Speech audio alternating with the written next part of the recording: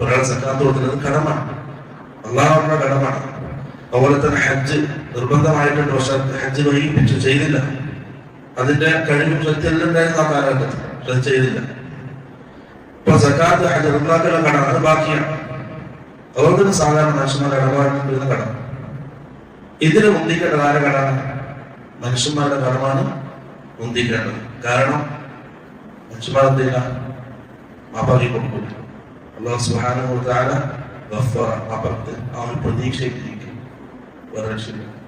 അള്ളാഹു മാപ്പാക്കി തന്ന അൽഹംദുലില്ലാഹ്, ഇല്ലെങ്കിൽ അള്ളാഹു പൂർണ്ണ അധികാരം കാട്ടി ശിക്ഷിക്കാം. ആരും ചോദിക്കില്ല. അള്ളാഹു മാപ്പാക്കി പറ്റും. മരണപ്പെട്ടവർക്ക് എല്ലാവരും മാപ്പാക്കി കൊടുക്കട്ടെ. അപ്പൊ അതിനാണ് മുന്തിക്കേണ്ടത് ആദ്യം. എന്നിട്ട് ആ കടം കൊടുത്ത് ബാക്കിയുണ്ടെങ്കിൽ എന്ത് ചെയ്യാം? ഹജ്ജ് അല്ലെങ്കിൽ സക്കാത്ത്, ബാക്കിയുണ്ടെങ്കിൽ സക്കാത്ത്, ഇതൊക്കെ രേഖപ്പെടുത്തണം.